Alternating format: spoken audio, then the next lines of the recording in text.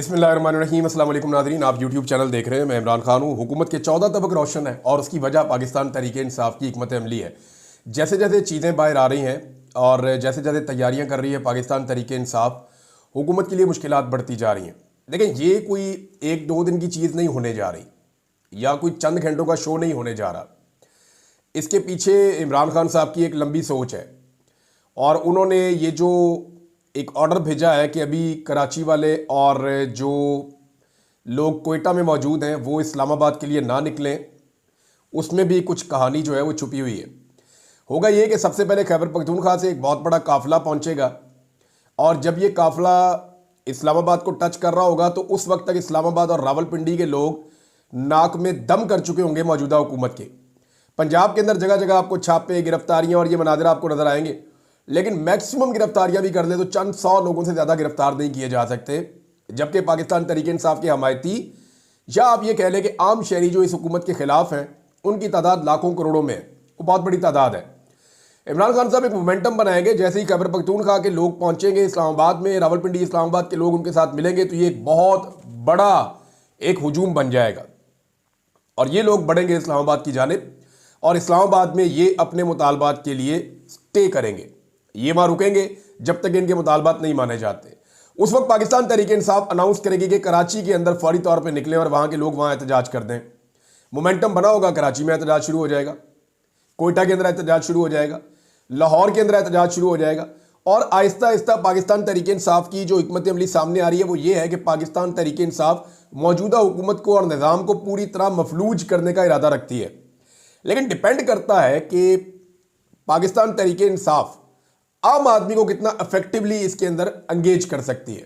देखिए, तहरीक इंसाफ के अपने कारकुन हैं, जो पक्के लोग हैं, उनके जो वर्कर्स हैं, उनकी तादाद भी अब बहुत ज़्यादा है, बाकी सारी पॉलिटिकल पार्टी से ज़्यादा है। तो ये तो मुमकिन है कि उनके अपने लोग आएँ, लेकिन उनके अपने लोग आएंगे तो वो इंप्रेशन भी नहीं बनेगा।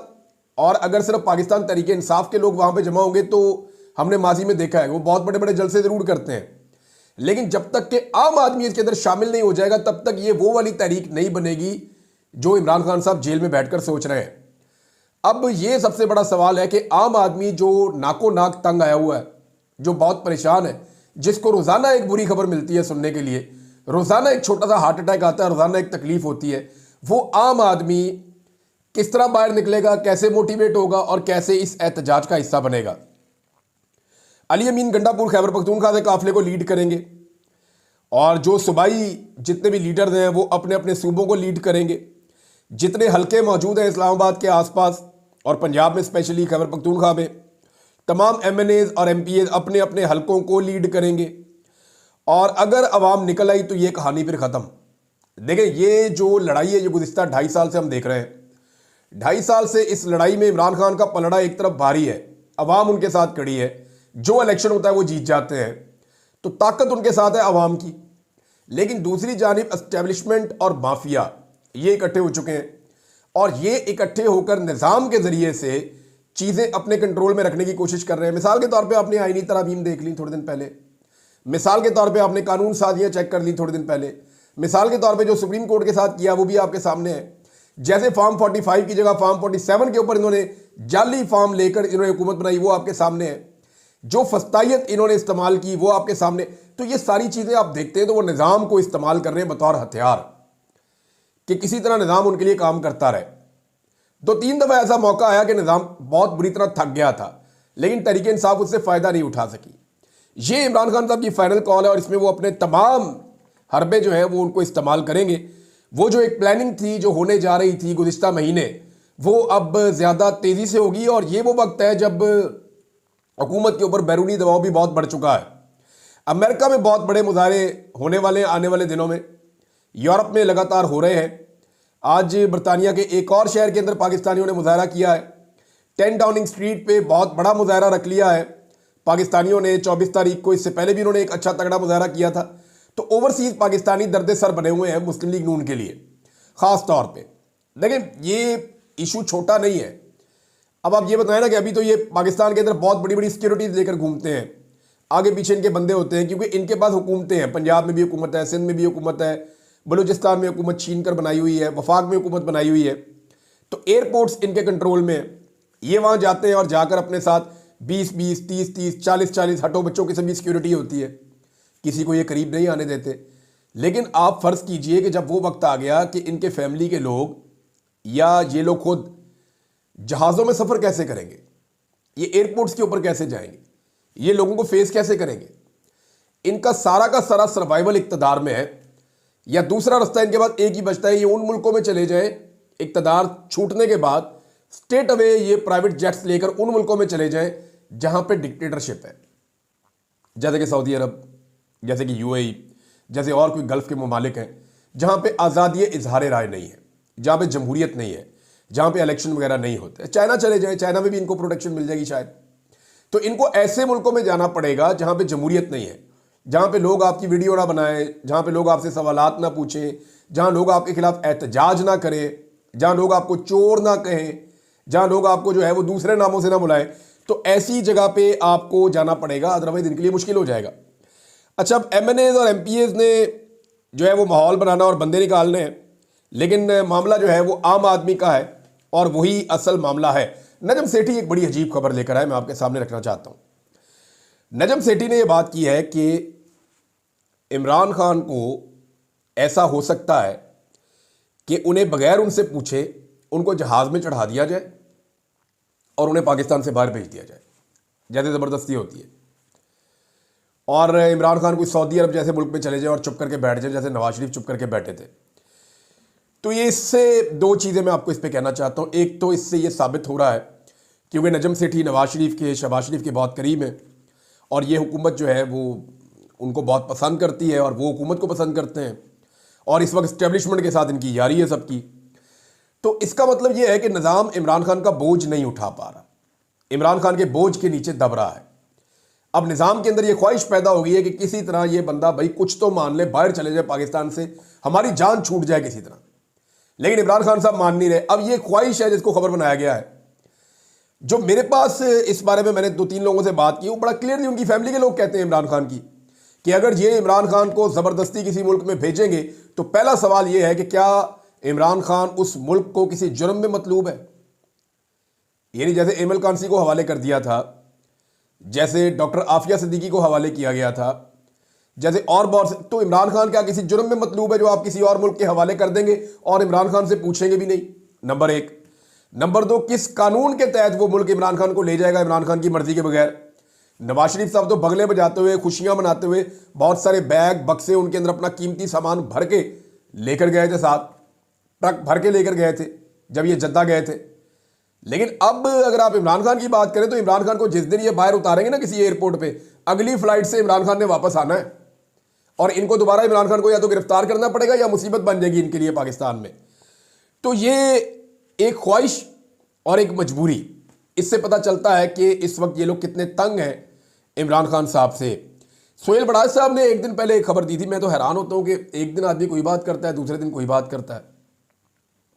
उन्होंने कहा जी जनरल आसिम मुनीर जो है वो बिल्कुल भी सियासत में दिलचस्पी नहीं रखते और अपने आप को सियासत में नहीं लाना चाहते, इसलिए वो सहाफ़ियों से भी मुलाकातें नहीं करते। क्योंकि सोहेल बड़ाज साहब की मुलाकात नहीं हो रही होगी तो उन्होंने ये खबर दी। अब आज वो खबर क्या दे रहे हैं, वो खबर दे रहे हैं और बिल्कुल ही इसके बरक्स है। वो ये कह रहे हैं कि एस्टेब्लिशमेंट कोई नई पार्टी बनाना चाहती है कि किंग पार्टी कोई बनाई जाए, किंग्स पार्टी, और ये इस वक्त नागुज़ीर है और ये एस्टेब्लिशमेंट को बनानी पड़ेगी मसाइल के हल के लिए।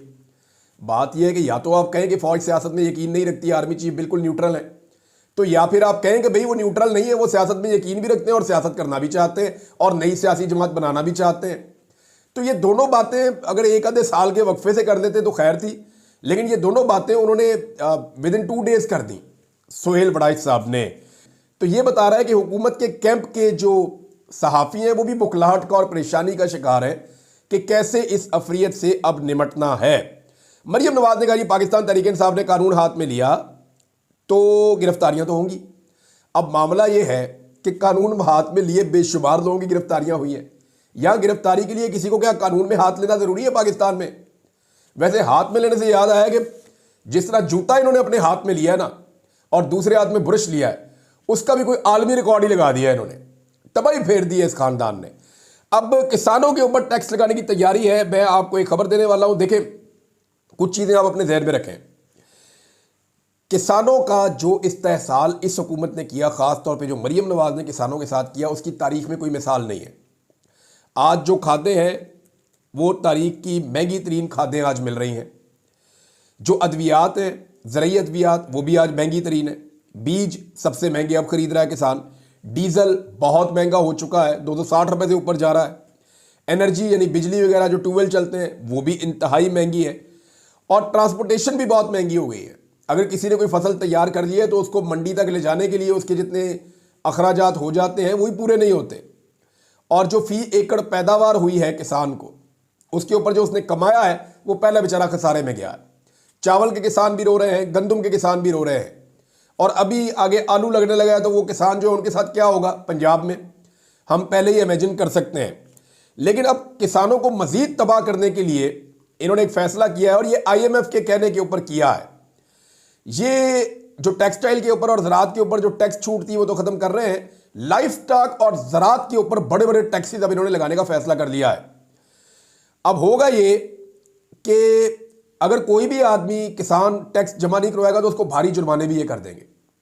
यानी चाहे उसकी फसल नुकसान में बिके, चाहे उसकी फसल फायदे में बिके। यानी अगर ज़मीन का आप पट्टा साथ शामिल करें, ज़मीन का किराया आप साथ शामिल करें, तो कोई भी किसान फायदे में नहीं जाता, जो अदाद-ओ-शुमार इस सीज़न में निकले हैं।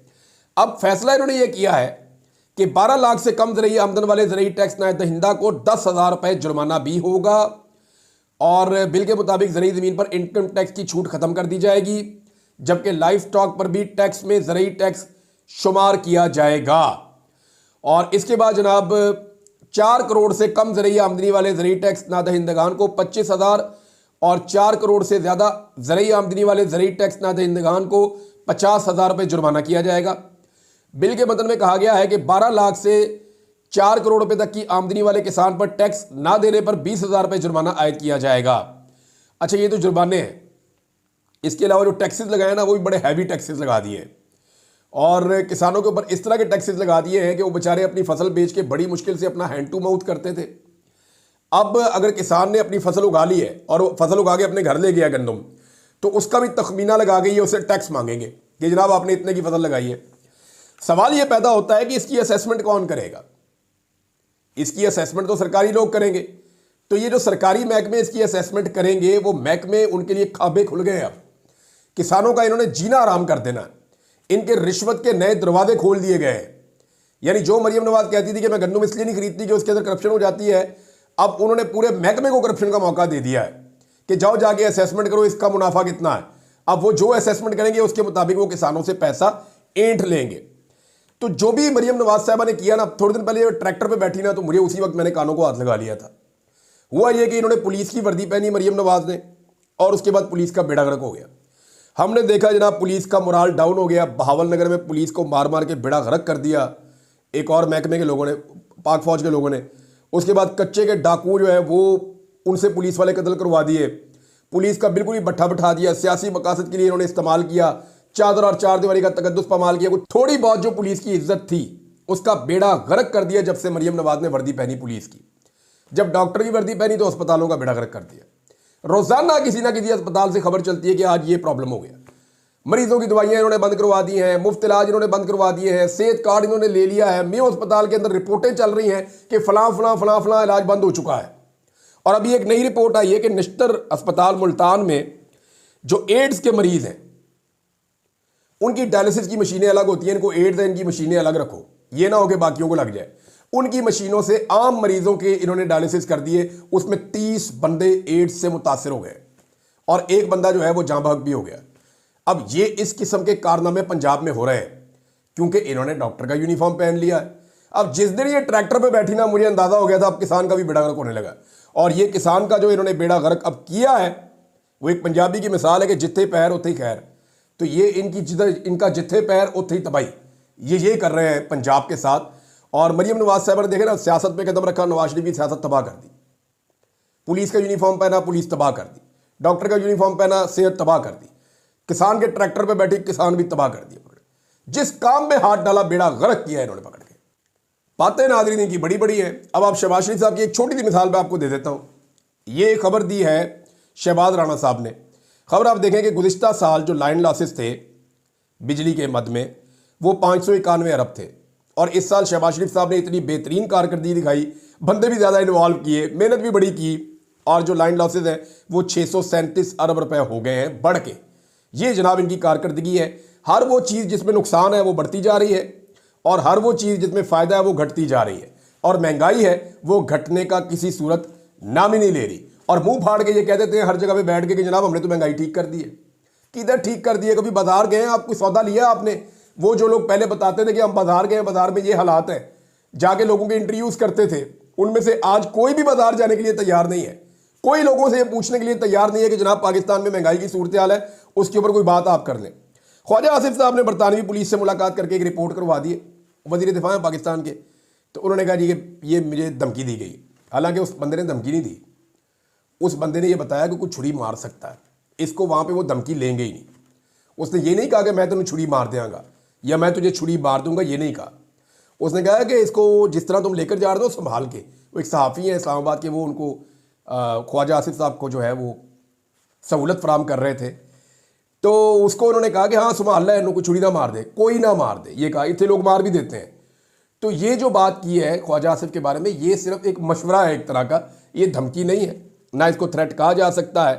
हाँ, जिसको यानी ये आज हमारे उन सहाफ़ियों के पेट में मरोड़ उठ रहे हैं, वो छलांगे मार रहे हैं कि ख्वाजा आसिफ को धमकी लगा दी, ख्वाजा आसिफ को धमकी लगा दी। बरतानवी पुलिस क्या कर रही है? वो रिपोर्ट है, कोई मुकदमा नहीं दर्ज हुआ, और इस पर होना भी कुछ नहीं है। ज़्यादा से ज़्यादा बुला के इंक्वायरी कर देंगे, वो बता देगा भाई मैंने ये कहा था, ट्रांसलेट करके केस फारिग हो जाएगा। लेकिन जो असल बात है वो ये है कि जब रऊफ हसन साहब के ऊपर इस्लामाबाद में ब्लेड से हमला किया गया था, तो वो 4 खुसरे आज तक नहीं पकड़े गए। और हमारे नाम नेहाद सहाफ़ी जो ख्वाजा आसिफ के ऊपर तनकीद करने के ऊपर आज सीखपा हो रहे हैं, छलांगे मार रहे हैं, उन्होंने उसके ऊपर कितने प्रोग्राम किए हैं? उन्होंने उसके ऊपर कब बात की है? या वो बंदे नहीं पकड़े गए उसके लिए कितनी आवाज़ उठाई है? किसी ने आवाज़ नहीं उठाई। बिलावल ने नाज़रीन अपनी नूरा कुश्ती को थोड़ा और बढ़ा दिया है, बढ़ाते बढ़ाते नेक्स्ट स्टेज पे ले गए हैं। अब बिलावल ने एक अजीबोगरीब किस्म की बात कर दी। बिलावल ने कहा कि जो फ्लोर पर लाए गए बिल है, यानी जो बिल लाए गए हैं फ्लोर के ऊपर, उनकी कॉपी पहले नहीं दी जाती। यार तो फिर आप कानून साजी करते क्यों हैं? फिर तो आप, बिलावल ने यह एतराफ़ जुर्म किया है, और उसने ये कहा बिलावल ने कि जनाब हमारे सर पे डंडा होता है, हम मजबूर हैं, हम बेबस हैं और हम बेगैरत हो चुके हैं, क्योंकि हम उस बिल को पास करवा देते हैं जिसकी हमें कॉपी नहीं मिलती। यानी फिर अगर आपको कॉपी नहीं मिलती तो बिल पास कैसे होता है? नून लीग के पास तो अक्सरियत ही नहीं है। तो बिलावल साहब, जब तक आपके बंदे वोट नहीं ना डालेंगे, बिल पास ही नहीं हो सकता।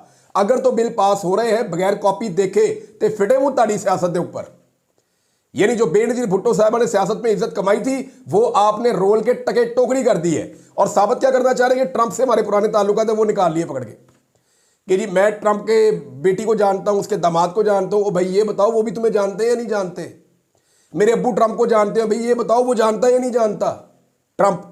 क्योंकि मुशाहिद हुसैन सैयद तो कहते हैं ट्रंप पाकिस्तान में एक ही आदमी को जानता है जिसका नाम इमरान खान है।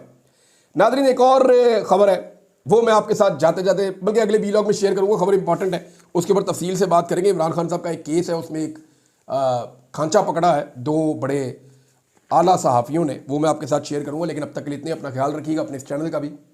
अल्लाह हाफिज़।